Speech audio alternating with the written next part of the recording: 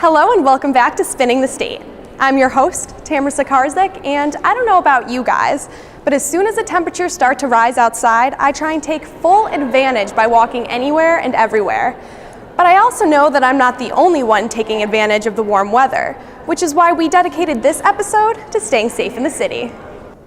According to recent statistics, 1 in 26 of us fall into the category of becoming a victim. A similar study shows that between 2008 and 2012, sexual assaults rose by 40% across college campuses in Boston. And even more concerning, we're the only state in the nation that requires a license to carry pepper spray, which also involves a lengthy process of proof of citizenship, residency, background checks, fingerprinting, and over $50 worth of fees. Which is why we came back to the State House to speak to Representative Ferguson about a bill she recently sponsored that would make pepper spray readily available across the Commonwealth. But first, let's check in with Spinning the State reporter, Taylor Smith.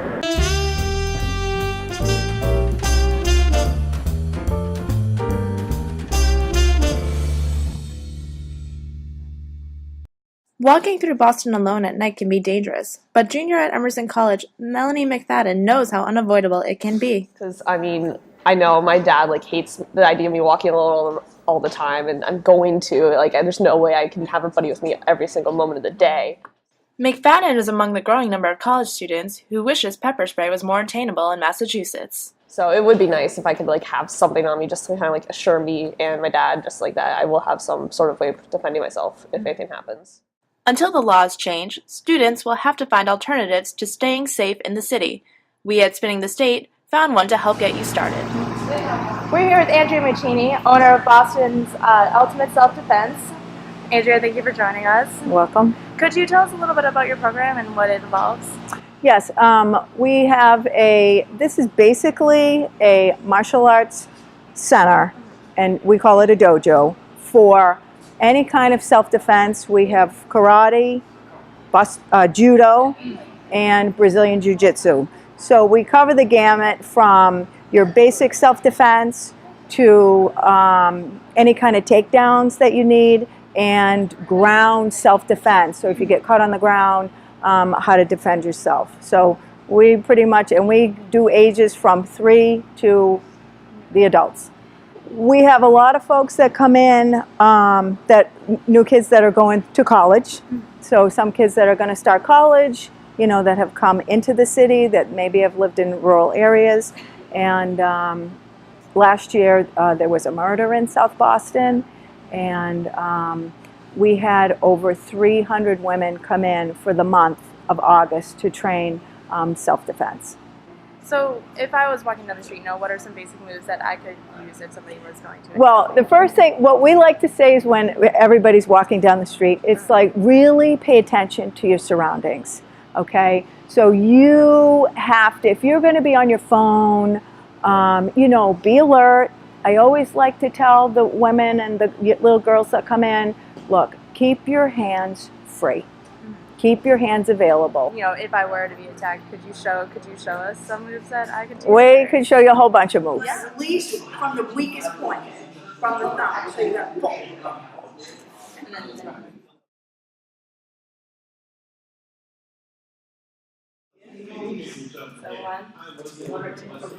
So this move is if you get caught on the bottom and the person on the top is trying to attack you from the top. Okay, so they're trying to either choke you.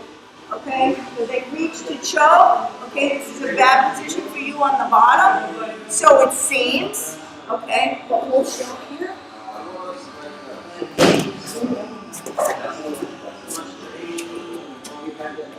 Tight leverage. There we go. Walk the foot. Keep on. Yeah. Muccini and her team are committed to keeping Boston's youth safe. For Spinning the State, I'm Taylor Smith. Well, at least I'm not the only buddy walking around the city in fear. I think it's time to chat with Representative Ferguson and see exactly what she's doing to push her bill through the House. Representative Ferguson, thank you so much for being with Spinning the State today. So I want to dive first into the main question that's on everybody's mind. Why is Massachusetts the only state in the country that hasn't legalized pepper spray? No idea on that one, and I'm trying, obviously, to make us the last of the states that will not have us do that. It goes back to ammunition and pepper spray being classified as ammunition. Other states certainly have lifted that restriction, and we hope that we can do that this legislative session. And what bill did you just propose? So in 2013, I proposed H. Bill 2145, which is an act regarding non-lethal self-defense spray. It is a refile. The bill had been filed before in the past, and I was a co-sponsor of it. But this legislative session, I became the lead sponsor. And as a woman who carries pepper spray and feels very strongly about that, it made sense for me to be the lead this year. And where in Boston? There's so many colleges in Boston, as you guys all know. Do you think that this is important in a sense for women in general, or especially in Boston because of all of the college students that are here? I certainly feel that it's important for women in general. I mean, it is a safety issue, it's a self-defense issue, and I'm also hearing from men, so it isn't just for women, so I just want you to know that.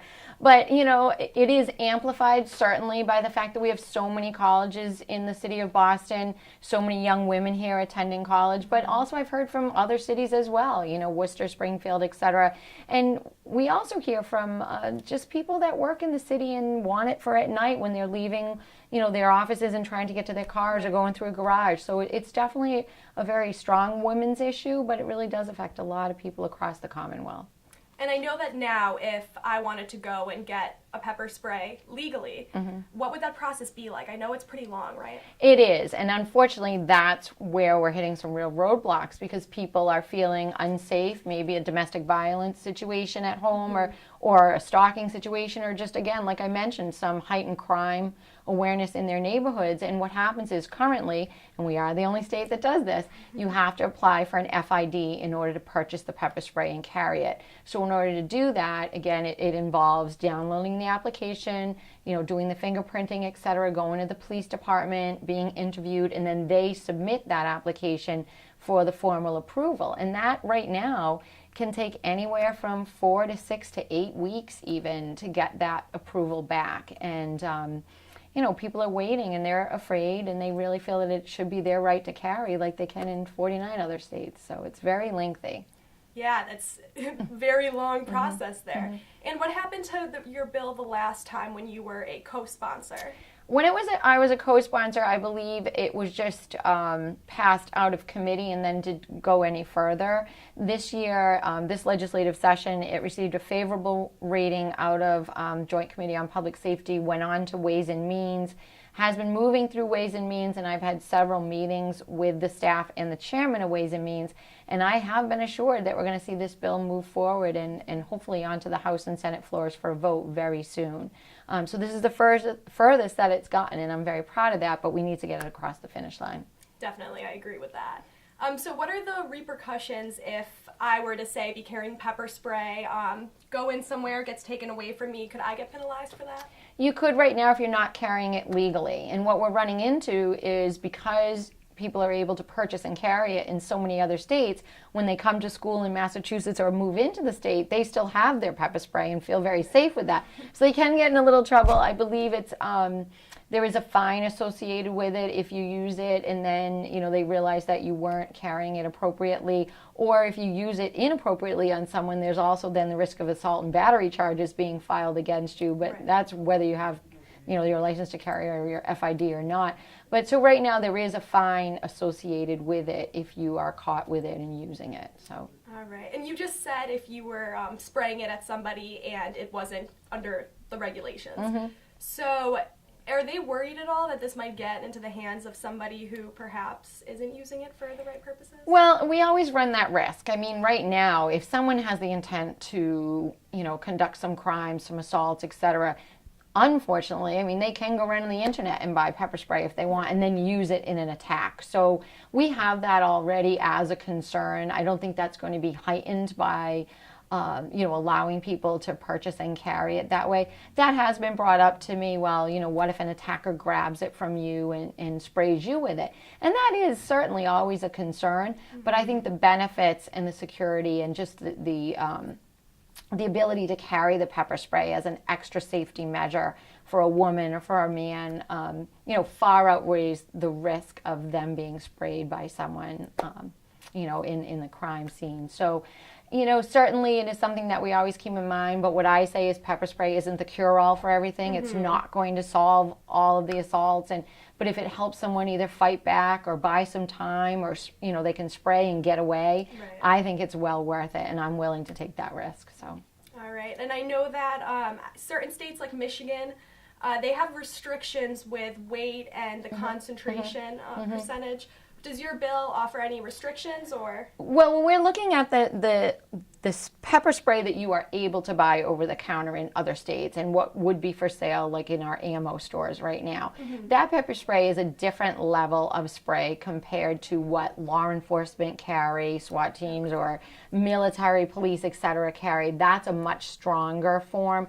Ours is a weaker form, but we are looking at exactly what the contents are and seeing if we need to tweak that at all. But right now we're happy with what we're presenting and the level, for example, of the pepper spray that I have is certainly the lowest level that you can get. So. Okay, great. Well, thank you so much for spending time with us today. You're welcome, and I encourage everyone listening and watching, if they have feedback or they want to get on board and support the bill, to certainly let us know. So how would they get on board? What they would be able to do is just email me at kimberly.ferguson@mahouse.gov. And, just send me an email saying they favor it or they don't, and I will certainly pass that on to the leadership as a sign of more support. So.